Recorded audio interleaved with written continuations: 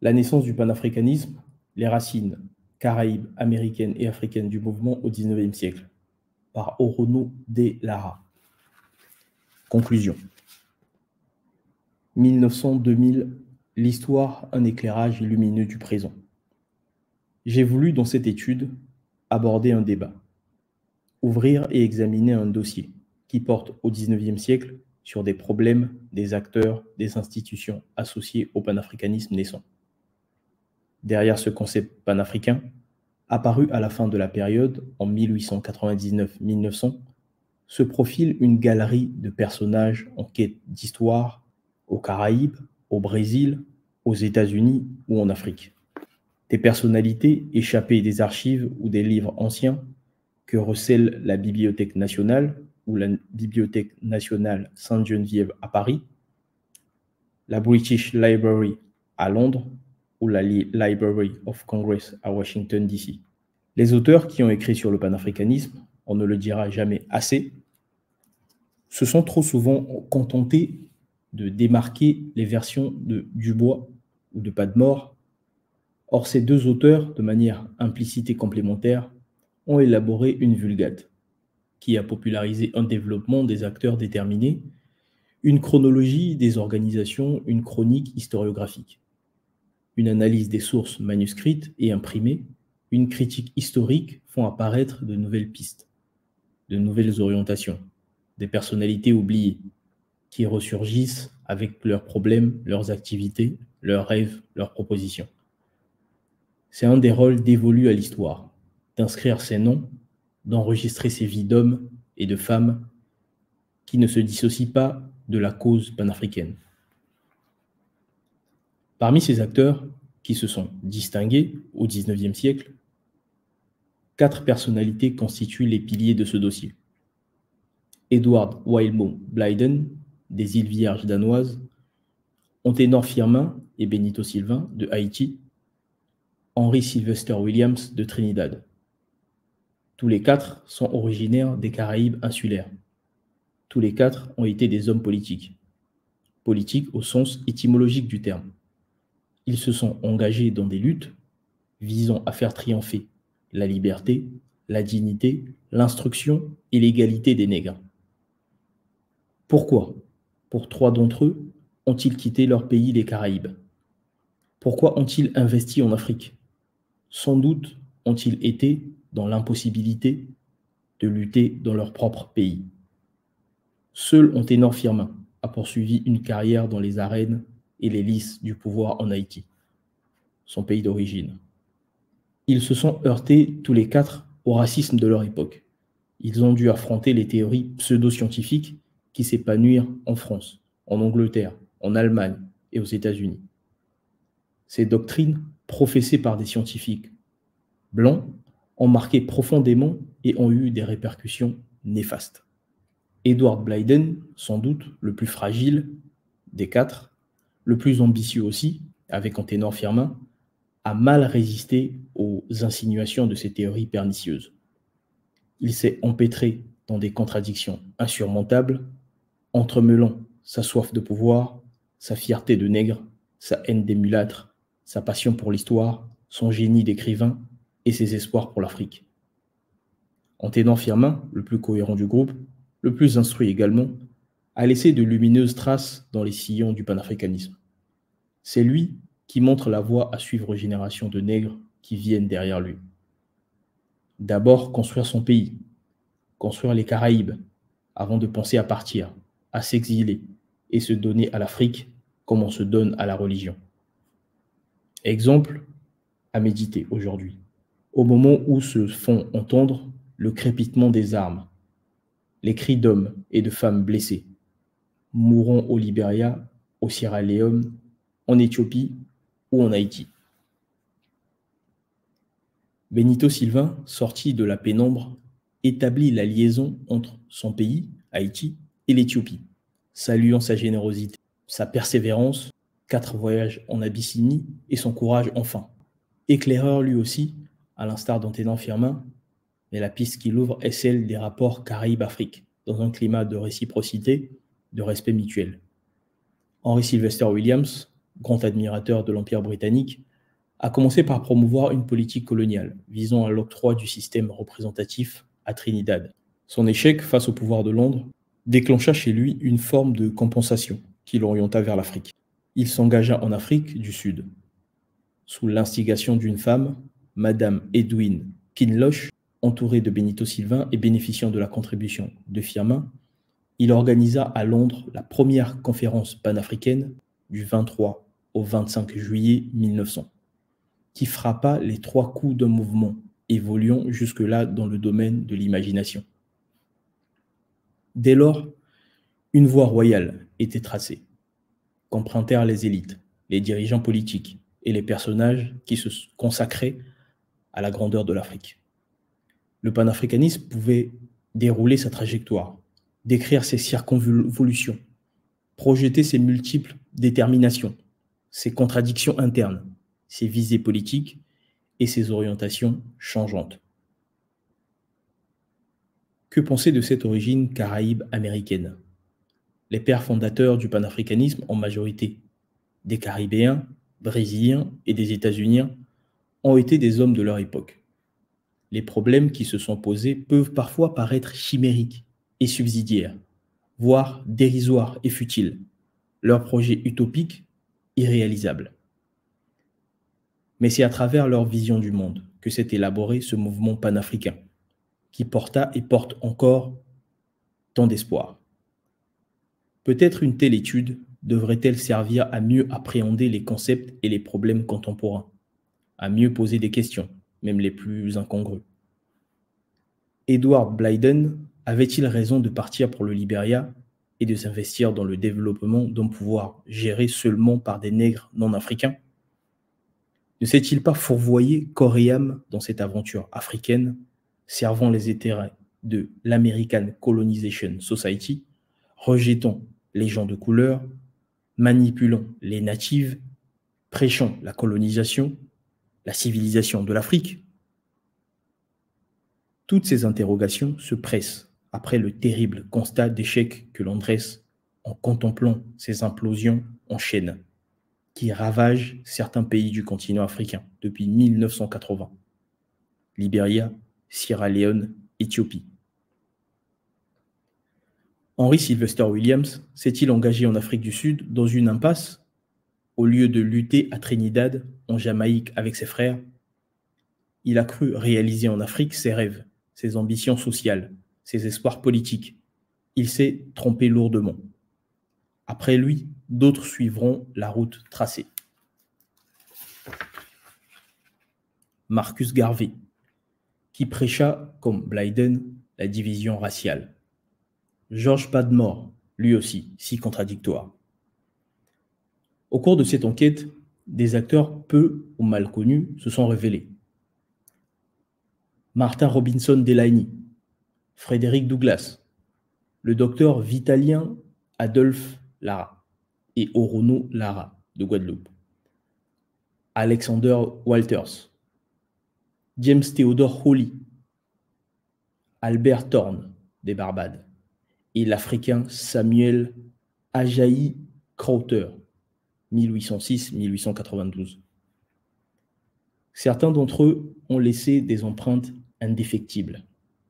Le président Joseph Jenkins Roberts, Arthur Barclay, originaire de la Barbade, Hannibal Price, auteur du livre « De la réhabilitation de la race noire par la République d'Haïti », Denis Harris, James Africanus Horton, George Alexander McGuire d'Antigua, Henry Highland Garnet des États-Unis, Hercule de Trinidad. Leur contribution à l'édifice panafricain ne doit pas être sous-estimée. Eux aussi apparaissent avec leur tiraillement, leur sinuosité, leur versatilité, comme Delaney, qui se tourna vers l'Afrique après l'abandon de son projet d'empire nègre aux Caraïbes et leur faiblesse. Ce dossier permet de conclure qu'au début du XXe siècle, le décor est planté. Les problèmes sont posés. Le panafricanisme apparaît au devant de la scène. Congrès, conventions, conférences, associations se succèdent jusqu'à la Deuxième Guerre mondiale. Le rêve s'est en fait concrétisé. Dubois, Marcus Garvey vont pouvoir dialoguer sur ce thème, chacun proposant ses arguments et ses orientations. Nous devons garder en mémoire les noms de ces ancêtres panafricains qui surent, avant eux, concrétiser leurs rêves et leurs aspirations d'hommes libres. On pourrait affiner l'analyse et distinguer plus clairement ceux qui font progresser le mouvement de ceux qui n'ont rien à y avoir. Il nous a semblé préférable de considérer toutes les composantes, toutes les directions que propose l'histoire. Bien malin qui dira ce qui a été le plus décisif, le plus déterminant dans la formation des premiers foyers panafricains. Bien malin qui jugera ceux qui ont pu influencer directement ou indirectement leurs congénères. Aux racines du mouvement, il y a des hommes et des femmes qui ont en commun une expérience unique, dramatique, le voyage à bord des navires négriers, enchaînés, captifs ou libres. C'est d'abord dans ces voyages transatlantiques que se fondent les germes du panafricanisme, avant de se formuler dans les brillants discours des plaideurs noirs de terre ferme. Le panafricanisme a émergé lentement des profondeurs sépulcrales de l'histoire. Il s'est forgé dans les soutes des vaisseaux négriers, dans les cachots des plantations du système esclavagiste, dans la résistance nègre sur terre et sur mer. Il a été porté au XIXe siècle par des groupes d'individus originaires des Caraïbes, du Brésil, des États-Unis et des Africains qui ont obtenu le droit de rêver. Et il ne nous appartient pas de les juger, ni de les blâmer, mais simplement de les comprendre et de ne jamais les oublier. Contrepoint. Le 100e anniversaire de la conférence de Londres, 1900-2000, nous offre l'occasion de réfléchir sur la signification du panafricanisme au seuil du 3e millénaire. Pour les Caribéens et leurs frères noirs des Amériques, la création du mouvement panafricain a été, au XXe siècle, une phase de prise de conscience des problèmes et des difficultés dues à l'existence de la traite négrière, du système esclavagiste, de la colonisation en cours et du racisme des Blancs, Européens et Nord-Américains. Les leaders caribéens et américains, États-Unis, Brésil, ont cherché des solutions pour protéger leur communauté. Ils ont élaboré des projets de départ, ils ont imaginé des plans de survie, de refuge, d'émigration vers des pays, aux Caraïbes ou en Afrique, où ils n'auraient plus à souffrir de leurs tortionnaires et du lynchage. Cette première phase se termine en 1900. Elle sera suivie des autres phases liées aux conquêtes coloniales, puis aux conséquences des 2 guerres mondiales. Un siècle après la conférence de Londres, les rêves se sont évaporés. Le monde s'est transformé. Comment voyons-nous le panafricanisme? Des universitaires africains, fervents lecteurs des ouvrages de Cheikh Anta Diop, ont créé le concept d'afrocentrisme. Une terminologie accompagne cette notion. Diaspora africaine, africain-américain, africain-brésilien, voire africain des Caraïbes. Les thèses afrocentristes plaident l'importance et la place centrale de l'Afrique dans toutes les questions noires. Afrocentrisme et panafricanisme se complètent et dialoguent. Mais qu'en est-il dans l'histoire? J'ai eu plusieurs fois à dire et à démontrer que les Caribéens et leurs frères des Amériques n'appartiennent pas à la diaspora africaine. Ces 2 termes charrient un impérialisme culturel et politique que nous refusons de cautionner. Dans ce sens, panafricanisme et afrocentrisme apparaissent inacceptables. Comment imaginer, par exemple, que nous puissions demander aux nombreux marabouts africains qui vivent en Guadeloupe, en Guyane et en Martinique de participer à notre développement, de collaborer à la résistance anticolonialiste menée contre les gouvernements français successifs pour nous libérer de la tutelle de la France coloniale? Comment ne pas leur rappeler les services rendus à l'Afrique par des hommes comme les Guadeloupéens Henri Jean-Louis Baziou, Remy Ninsouta, Jules et Sylvain Alcondre, les Guyanais Vincent Gonti et Félix Eboué, les Martiniquais Aimé Césaire et France Fanon. Comment les sensibiliser à nos problèmes d'identité et de construction politique? Et enfin, comment les déterminer à ne pas abuser de la crédulité de nos populations traumatisées, pressurisées par des siècles de colonisation, d'esclavage et de traite négrière? Comment empêcher ces commensaux de profiter du système colonial pour s'établir et exploiter une situation si catastrophique? Ces questions, nous les posons à l'Afrique et aux Africains. Tous les problèmes des Caribéens convergent vers la construction des Caraïbes, en liaison avec les communautés noires du Brésil, des États-Unis, du Canada. Nous nous sentons indissociables de nos frères africains et asiatiques qui ont participé eux aussi à l'émergence de notre monde caraïbe. Nous cherchons à édifier notre univers qui a commencé à exister en juin 1994 avec la naissance de l'AEC, Association des États Caraïbes. Nous ne constituons pas une périphérie de l'Afrique, ni une diaspora, comme semble le suggérer avec candeur des Africains américains. Les Caribéens sont les héritiers d'un patrimoine historique qui combine l'Amérique, les indigènes, l'Afrique, l'Asie, l'Europe et le Pacifique. Le panafricanisme, mort et transfiguration. L'analyse historique du panafricanisme, dont la longue durée depuis sa naissance, au XIXe siècle, s'organise autour de 6 périodes. Un bref exemple de chacune de ces périodes nous permettra de mieux comprendre les nouvelles orientations qui se dégagent au début du XXIe siècle, tant en Afrique qu'aux Caraïbes. Il devient urgent de préciser les directions de recherche, de poser les problèmes nouveaux, de critiquer les anciennes pistes, de s'engager plus profondément dans les luttes qui nous incombent. Au cours de la première phase, on assiste à l'éclosion et à l'épanouissement d'un rêve. Les nègres esclaves des Caraïbes cristallisent l'Afrique dans leur conscience et la portent comme un phare au bout de la nuit de leur souffrance.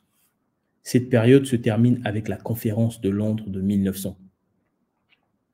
Ce panafricanisme apparaît comme une idéologie de lutte, élaborée pour servir aux militants dans leur combat contre les puissances coloniales et impérialistes.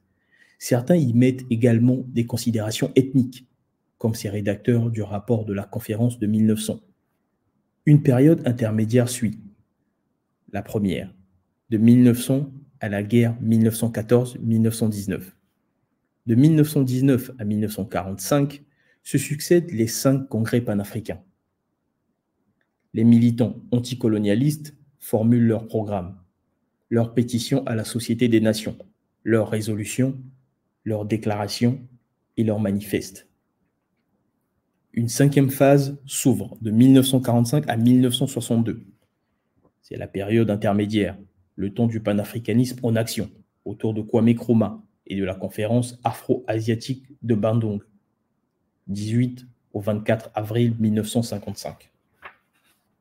À partir de 1963, avec la création de l'Organisation de l'Unité africaine, l'OUA, à Addis Abeba, en mai 1963, démarre une phase spécifiquement africaine.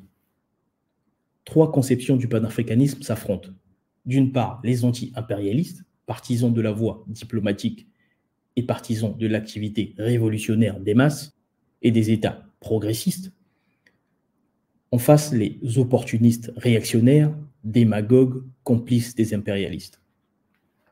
Très tôt, au vrai, dès 1962, les militants révolutionnaires de l'Union des populations du Cameroun, UPC, ont critiqué l'OUA. Le comité révolutionnaire de l'UPC, en novembre 1978, se fonde sur une étude de 562 pages, panafricanisme et néocolonialisme, rédigée par Elinga Buyinga, pour démontrer la faillite de l'OUA, sa signification et son importance pour l'Afrique. L'OUA leur apparaît comme une organisation qui a poussé les responsables africains à reléguer non seulement au second plan, mais loin, très loin derrière, aux calendes grecques, le problème fondamental de la lutte contre le néocolonialisme en Afrique.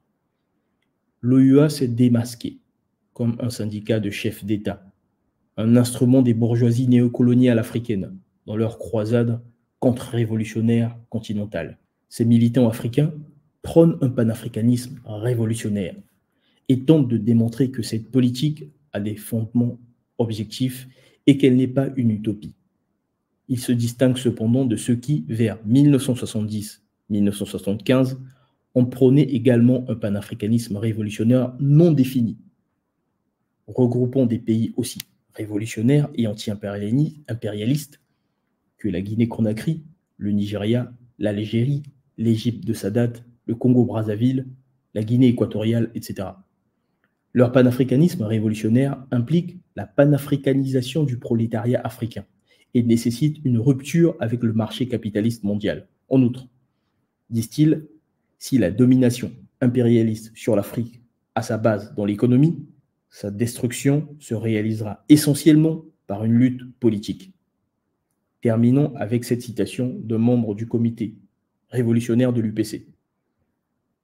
Force nous est de constater aujourd'hui que la révolution africaine, telle qu'on pouvait encore la définir jusqu'à la chute du président Nkrumah, à la rigueur avec ses 3 composantes, État indépendant progressiste, mouvement en lutte contre le néocolonialisme ancien et mouvement en lutte contre les régimes néocolonialistes, a cessé toute existence comme courant unique et solidaire.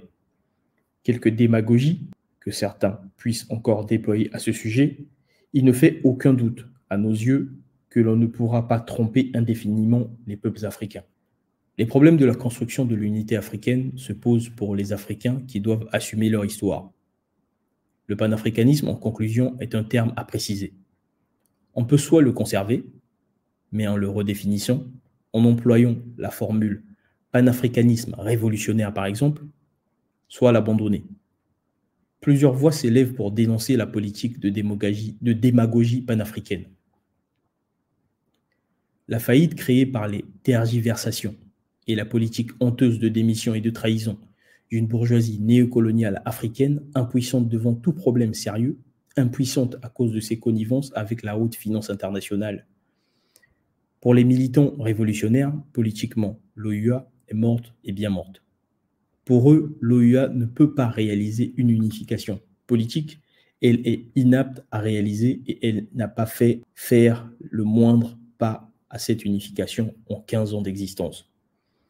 On peut aussi s'interroger sur l'utilisation du terme panafricanisme en le comparant aux autres mouvements panarabisme ou panislamisme, panslavisme, panaméricanisme, pangermanisme. Toutes ces idéologies ont sombré corps et bien dans les océans politiques du XXe siècle. La dernière, le pangermanisme, n'a pas survécu à la Deuxième Guerre mondiale et à l'écrasement du nazisme. Le panaméricanisme n'a pas tenu la route non plus, ayant été utilisé au début du XXe siècle comme un puissant levier diplomatique visant à rassembler les autres pays du continent autour du puissant voisin nord-américain. Tous les mouvements ont pris naissance dans des pays sous-développés, dépendants, souvent privés de structures de souveraineté politique et des appareils d'État. Au terme de cette courte analyse et de sa périodisation, nous aboutissons logiquement à la réflexion suivante. Les Africains construisent l'Afrique. Les Caribéens construisent les Caraïbes. En tenant compte, bien entendu, des rapports étroits, historiques, des liaisons Caraïbes-Afrique, des liaisons Caraïbes-Europe et des liaisons Caraïbes-Asie. Rapports dans lesquels sont privilégiées, certes, les racines africaines, tout en étant conscients, en connaissant les limites historiques de la dimension africaine, si on se place du côté des Caribéens. Au vrai, chaque population doit assumer sa place dans l'histoire. Dans ce sens, une vision européocentriste est aussi néfaste qu'une vision afrocentriste. Pour nous autres Caribéens, nous devons nous débarrasser de toutes les œillères qui veulent nous masquer de vastes pans de la réalité. Il faut le dire clairement. Comme l'affirme Derek Walcott, nous les Caribéens ne sommes pas des Africains, ni des Africains américains, et nous ne sommes pas non plus membres d'un ensemble diaspora africaine. Le poète de Sainte-Lucie stigmatise l'activité de ces pastoralistes of the African Revival, qui insistent sur l'identité africaine des populations carabines. Walcott fustige le spectacle qu'il offre. Le poète ne détecte qu'une sourde opposition, un refus voilé de s'accepter avec toutes ses composantes héritées de l'histoire. Il y aurait aussi à souligner les conséquences pernicieuses des théories raciales du XIXe. Aucun retour n'est possible dans l'Afrique d'avant la traite négrière, ni physiquement, ni psychiquement. Que reste-t-il donc à faire? S'adonner aux délices sécurisants du mimétisme? Combien de Guadeloupéens et Martiniquais, hier celtes à part entière, devenus maintenant africains, à tout crin, gravitent autour de la France à la périphérie de l'Europe? L'ignorance de l'histoire explique la multiplication des charlatans, particulièrement aux États-Unis et en Afrique, qui s'efforcent de s'entourer de musées virtuels. Ils ouvrent boutique à un public très mal informé. Ils utilisent à cette fin les noms de Blyden, de Sylvester Williams, de Garvey et de Dubois pour nourrir une pensée désordonnée et irrationnelle. Combien de ces féticheurs, en Guadeloupe ou en Martinique, s'affabulent de noms étranges et se montrent gesticulant, paradant en quête de prosélytes. Derrière l'enceinte du panafricanisme grouille une faune lugubre de personnages désorientés, égarés, cherchant à tout prix à récuser les témoignages de l'histoire et à se sécuriser dans les bras de Mère Afrique. Un comportement qui peut signifier une dérobade, une fuite devant leurs responsabilités, une volonté de ne pas assumer leur histoire. Fini les illusions, les rêves, les mythes, les élucubrations, les vociférations, les vitupérations. Il faut faire face et affronter les réalités de l'histoire. Assumer les identités multiples, guadeloupéens, caribéens, martiniquais, caribéens, Ebony, guyanais, caribéen, Saramaka, guyanais, caribéen. À chacun ses luttes politiques, économiques, ses combats culturels, à chacun de balayer devant sa porte d'abord, d'organiser, de développer une société démocratique en évitant les mimétismes, les paresses confortables, les tentations vaniteuses. Les modèles sont à créer, non à copier, et l'expérience se fonde non sur une mémoire rompue, pulvérisée, anéantie, mais sur l'histoire. L'histoire, un processus sans cesse renouvelé dans les ateliers de travail de nos sociétés caraïbes en construction.